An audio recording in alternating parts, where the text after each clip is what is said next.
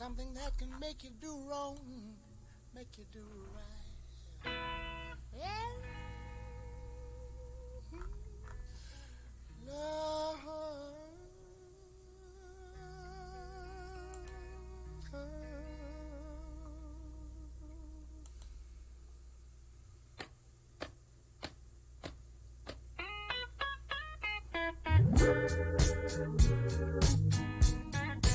Love and happiness.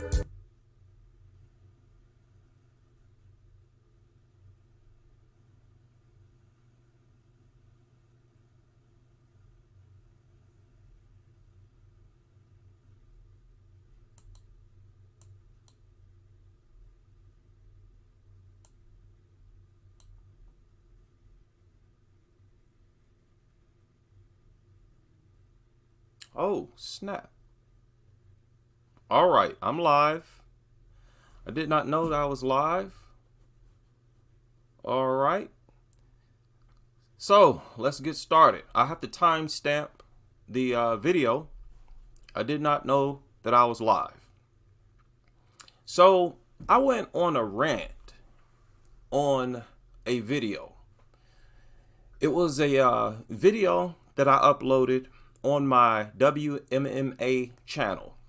I have a channel where I make predictions on women's mixed martial arts bouts. Women's mixed martial arts bouts.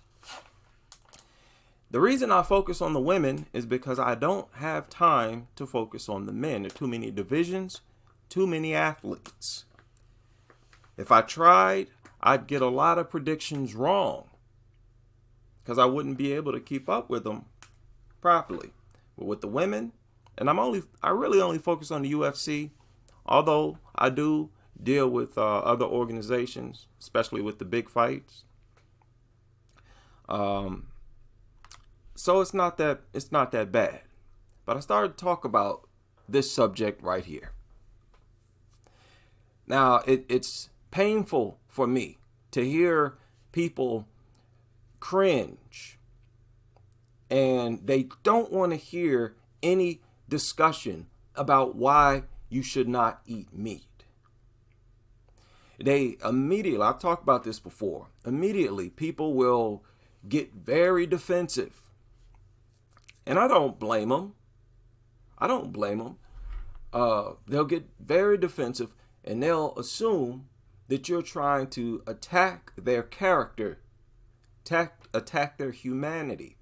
Because generally, a lot of vegans have resorted to doing that, which has always been an error. You should have never tried to lecture people who eat meat give them a lecture on why they shouldn't eat it based on animal cruelty. Should never did that. You should have some understanding. Okay? Mine is a health perspective. Nothing to do with animal cruelty. Right? Of course, I don't co-sign with animal cruelty. But my main thing was health. So I want people to just take it as such. And I'm not telling you what to do, or I'm not telling you what you should do. I'm not trying to coach anybody. I want to be clear on that. I'm not trying to tell you what you should do. I'm simply telling you what I do and why I do it. So I don't put pressure on people. I don't like when people put pressure on me, and I want to make it clear I'm not trying to do that. I'm just telling you why I eat the way I eat, because my diet is rare. Very few vegans eat the way I eat. I found out that less than 1% of the world's population, less than 1% of the United States is on my diet. It's an extreme diet in the eyes of most people. So I simply want to tell you what I eat, what I don't eat, and why I don't eat it. I can't eat carcass, though sometimes I have dreams that I am. Why wouldn't I? I've been eating steak and ribs, stuff like that all my life. I'm 45 years old. I became vegan, just a regular vegan, not raw vegan, about 10 years ago. But I've been raw vegan now for about, I think 3 years. I'm sort of confused about it. It's been ever since I know for a fact the COVID lockdown. Raw vegan. And I just want to explain why I do it and why I can never go back to eating the way I used to eat. When I smell cooked food, I am telling you now, I can smell the carcass odor. It smells like a carcass to me. It's like I've become real sensitive to the smell of carcass itself. Okay? And like it makes me nauseous. I actually feel like I'm going to throw up. And I'm at the point where I don't understand how people eat carcass. This ain't nothing but a carcass. Not only that, it's carcass that's been dead for a long time. This is just how I look at it. It's been dead for a long time. Several days, maybe weeks. Now, of course, a carcass that old would smell horrible. So they put special chemicals on it to keep that smell at bay. But it's still a carcass. And it still has the smell of a carcass. Especially if you leave raw meat out in hot weather in your house somewhere. Leave it out for a day. It will smell like a straight up carcass in your house. I've done it before. I'll never forget that. And this was back when I was in high school. I left some chicken out. No, I threw it in the garbage. I don't know what I was thinking. I was real young and dumb. I threw raw chicken in the garbage. And after a while, I'm like, man, something has died in here. It was that chicken. I threw it out. That smell stayed in the house for a while. I felt like I was going to throw up. It was the worst smell. It was at that point that I realized someday I'm going to stop eating this. Because this is just a straight up carcass. Eat no carcass. Right? This is a carcass. Now, why am I so against eating a carcass? Is it because, according to science, we're herbivores. I know a lot of people think we're carnivores, or not carnivores, omnivores. No, we are not. We're just not. And all of the respected scientists, they all agree. We are herbivores. Everything about us is built like the herbivores of the earth, not the carnivores. And our so-called canine teeth, they are not made for ripping flesh. That's why we wouldn't even try to rip flesh with our so-called canine teeth. We wouldn't try to do that. Nobody's going to try to tear into a live animal the way real carnivores do. They don't skin it. They don't gut it. They bite into it and they eat it. Just straight start eating it. That's a true carnivore. That's not us. We're herbivores. And this is a straight up carcass. I believe people started doing this. I said this before. People started doing this because there was a lack of resources, a lack of vegetation. This was a last resort type of thing. Last resort. Now I want to show y'all something. Something that might gross you out. I'm not doing this for shock value. I'm not doing this or showing you this to gross you out. I mean, look at that, man. Look at that. How many of y'all seen the different variations? Rare, medium, well done. And there's some other type of where it's just straight up raw, basically, in my opinion. Let's see if I can pull up one of these things here. And some of these steaks or meat, whatever they're eating, is bloody. So a bloody carcass. And do you know how many people eat it just raw? Raw like that? And if you're, listen, man, if you eat your steak rare or anything like that, man, you just eating a warm carcass. Look at this. Look at this. Now, I'm not saying that just because it sounds gross to say that you're eating a warm carcass. But that's what it is. When you're eating, so they have a degree called blue. I didn't even know this. And it's just 114.8 to 120 degrees Fahrenheit, blue. So you basically just warm it up. Essentially. Really? And that's even more raw than rare. I'm telling you, man, people are out here eating straight up carcass. You can't even call it food.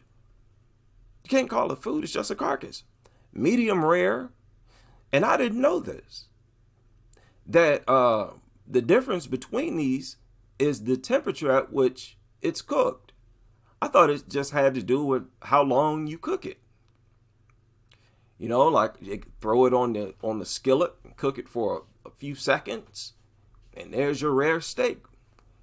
But, you know, I'll show you how much I know. But no, man, this is just a carcass. It's just been dead, sitting out for a long time. I'm not trying to pass that through my digestive system no more. And it's scary. Like the thought that I've done it most of my life, it's kind of scary to me. It's kind of scary. Now I want to show y'all something. I've shown this before.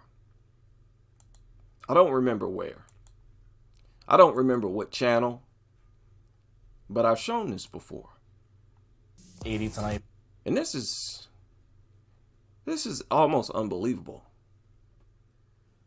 This guy claims to eat 4,500 calories of raw meat a day. Raw meat. 8% of my food is raw meat. Depending on the day, it could be organs or it could be just ground beef. Oh, he eat organs too. So it's not just muscle that he eats. That's all meat is. Meat's just muscle. It's the muscle of the animal. Okay. Sorry about that. I had to rewind this. 80 to 90% of my food is raw meat. Depending on the day, it could be organs or it could be just ground beef. So as far as... Oh, he eats ground beef too. Look at that. That's just carcass. Organs go, my favorite would be the brains. If you want, you can sprinkle some. He eats raw brains. Raw brains. I mean, this is Jeffrey Dahmer stuff. What difference do it make? If a human or a pig? I mean, you might be better off eating a human. Human might be safer, cleaner than a pig. Hey, I'm just being honest. Wow. The brains, if you want, you can sprinkle some honey on them. They taste just like ice cream. Now the testicle, this is the edible part on the inside. If you salt it. Whoa. This is kind of extreme. This is a bad example. Well, they're all bad examples. They're all bad examples. This is just kind of Unbelievable. I'm gonna crack it open and get some of the marrow out. He said, and this is all he eats? Headaches. No cooked food? Eventually Oh, discovered and why, listen to me calling it food. At least burn the carcass, man. You know, why do you think we burn it? Why do you think we burn it? We burn it because it got all kinds of parasites and whatnot. This is Alabama Boss, and we're going to be talking about steak. This right here is a fresh ribeye. We marinated it, it's ready. A lot of people out there getting ready. Summer's firing up, grills are getting hot, charcoal grills, by the way.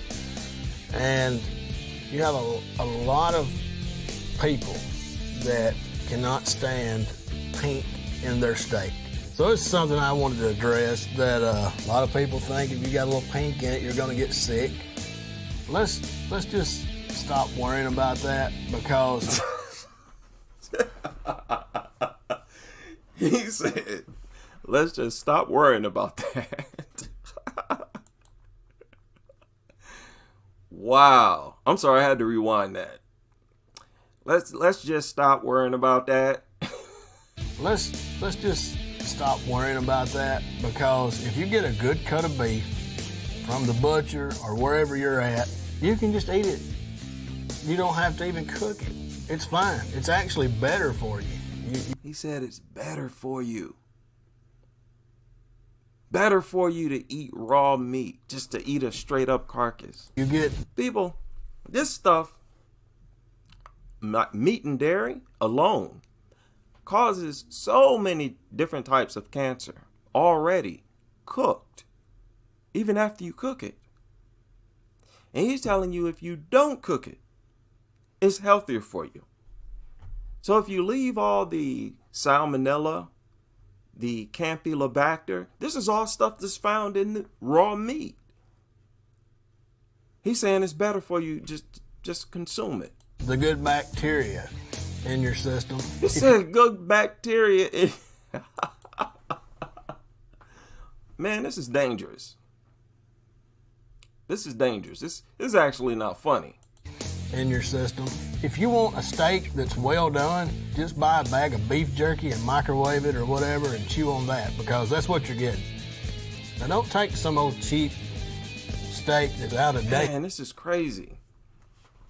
How people have turned carcass into a delicacy almost. At the very least, convinced almost the whole world that it's real food for you. I mean, it is real food, just not for us. It's real food for carnivores.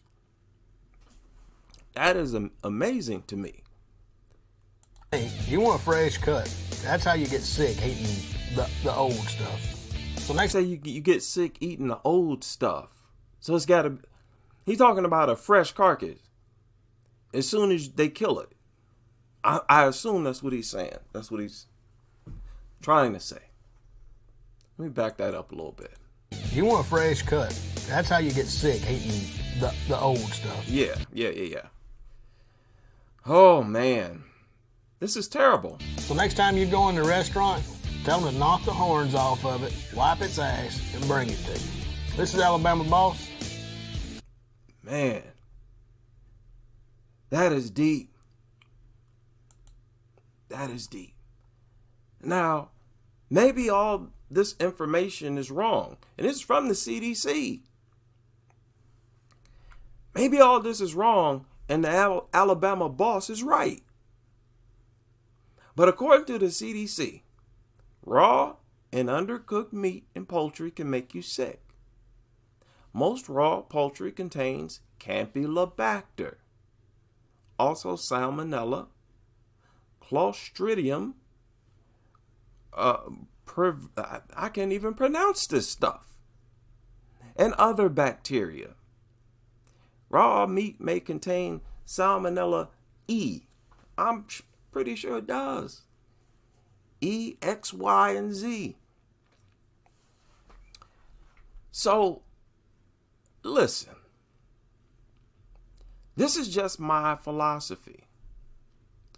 Not just philosophy. This is what I believe. I have science and everything to back it up, and I believe it. Now, some people hear all of the things that I'm talking about, and they don't care. Whatever. We all got to die of something. I need my steak in my life. Yada, yada. Okay, fine. I'm just a nature person. Yeah. And everything outside of the natural way makes me uncomfortable. Like, if I were to start eating meat again, it would be on my mind. It would cross my mind so much that I'd stop eating it again. You can't go back after you've gotten this far. Now, let me show y'all something. Let me see. Large grass field. Yeah. See, man, can I explain this and it makes sense? I don't want to confuse people. Yeah, I don't want to sound too crazy here. But I'm a nature person. Like I said, I'm a nature person. Like, I'm big on nature. I have a lot of respect for the natural order of things. That gives me a lot of motivation. A lot of motivation to stay vegan. I truly feel like it's extremely reckless to eat carcasses. We don't have the instinct. We don't have the digestive system. We don't have the enzymes. We don't have the acidic saliva. We don't have the short digestive system, the smooth intestines, void of lumps like what herbivores have. We don't have nothing, no claws. We are not carnivores. And the proof is in cancers. It's in these cancers. Cancer's the number one killer of people. Number one. And it's mainly coming from food. What food? Meat and dairy. That's the main cause of these cancers. Setting aside sugar, was it processed sugar? Not supposed to eat that either. I'm sure that causes a lot of cancers and problems. And high levels of sodium. So, I don't believe that something that's designed for you to eat is going to be the number one killer of you. That sounds very backwards to me. No, you don't see that nowhere else. Where, what zebra or horses dropping dead as a result of eating grass? No, I just can't accept that. Now think about nature. Think about our poor ancestors. Confused.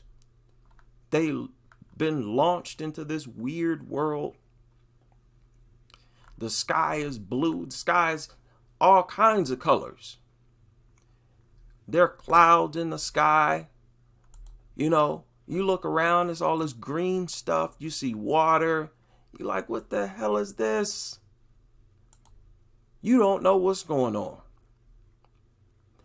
Then after a while, you get hungry. You get hungry.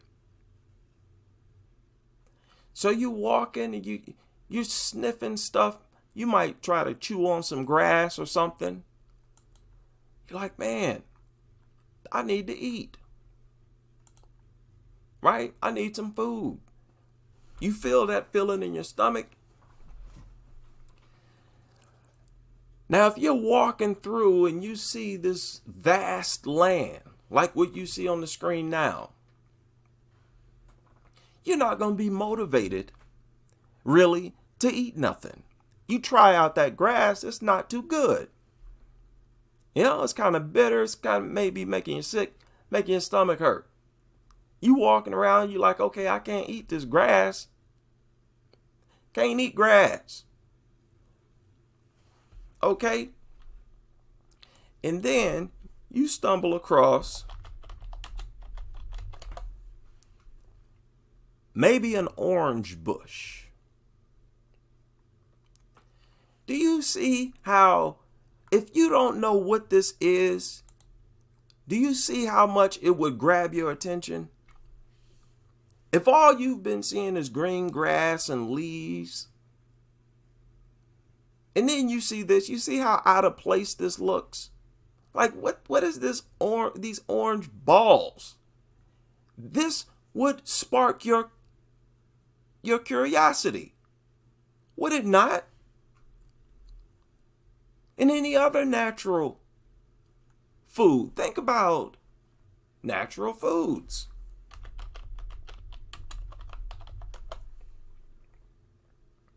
They stand out. They look out of place. They look, you would wonder, what is that? That's nature. It grabs your attention and draws you in. There's no way you can walk past these things, natural food, if you're hungry and you're looking for food, without trying to figure out, without investigating what these yellow things are, what these orange things are. So you walk up to them, and what's the first thing you're going to do? Sniff them. Is it not? We come out of the womb grabbing and sniffing. We would grab it and we would sniff it. We would feel that it feels funny. Kind of soft. It's got this weird smell, but that smell makes your mouth water. You bite into the skin, it's kind of bitter, and then you notice there's some white underneath. So you're like, maybe the inside don't taste so bad. You chew on that white stuff, it's kind of bitter. Keep going, now you get some juice. You're like, oh snap. Your mouth is watering and this tastes good. This stuff tastes good. You bust into that banana tree. You curious about the banana now. You've walked up to it, you've manipulated it, you tried to bite the skin and it's bitter. You tried to just bite into it. What is this?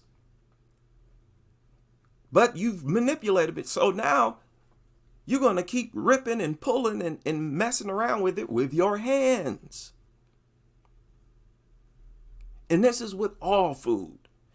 All natural food sort of looks out of place next to grassland, next to bushes and leaves. They look out of place. That's nature's way of informing you of what is food.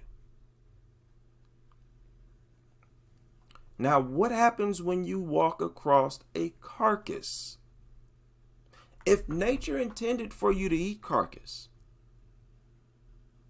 I don't think it would repel you as much as it does. There's nothing about the odor, the smell of a carcass that's even remotely appetizing. In fact, it's the exact opposite. It makes you gag. Makes you want to throw up. You want to get away from the smell. But yet that same smell attracts real carnivores. Well, I thought we were real carnivores. We're only attracted to the smell after you've killed it, fried it, and smothered it fully. You're not even smelling it. You're smelling herbs and spices. Go boil a piece of meat. Tell me how good it smells. It don't smell good. There's nothing about carcass that sparks the curiosity of a human being. It repels human beings. We try to get away from them. So I don't think there's no way possible we were intended to consume carcass. And notice, no matter what dies, it all smells the same. Carcass just smells like carcass. It can be a mouse, or it can be a male lion, or an elephant. It all stinks. It all makes us gag and want to get away from it. And I got more confidence in nature than that. If it's something that I'm, and this is for my survival, and I'm designed to eat it, I'd naturally salivate at the smell and would naturally start to eat it, just like carnivores do. So that is my reason for being vegan, for eliminating meat and dairy. Now, I went raw vegan for the same paranoid reason. I know I sound paranoid. I sound paranoid. That's fine. I'll accept that. But I just developed this paranoia at everything that's artificially manufactured. You know, I just think a lot of arrogance goes into it. If you notice, most foods like that, they're bad for you. If it's been somehow manipulated and put into a package, it's no good. And that applies to all those vegan imitation meats. They say, oh, it's all vegan ingredients. Yet, but because you manipulated it, now it's almost just as harmful as real meat, because it's loaded with fat and loaded with, all they do is load it with a bunch of fat and salt. Sometimes fat, salt, and sugar. Whenever they try to spice things up, they add fat, salt, and or sugar. And basically makes it unhealthy and causes you to gain weight, just like real meat would. And I found this out the hard way. Going vegan, say, hey, I can just eat these artificial or vegan burgers, vegan nuggets. They make vegan fish patties. They make vegan everything. They got fish fillets. They got popcorn shrimp, vegan popcorn shrimp. Vegan everything. Sausage patties. Or you can make a vegan McMuffin. They make the dairy-free, it's like an egg or something. Right? Vegan mayonnaise. They make vegan everything. But all they do, they load that stuff up with fat. They load it with fat. And usually load it with a whole bunch of salt. And avoiding high fat and high salt is the main reason, one of the main reasons, why you should go vegan. So it's like, you're defeating the purpose. Why would I eat that? I want the benefits, the health benefits of going vegan.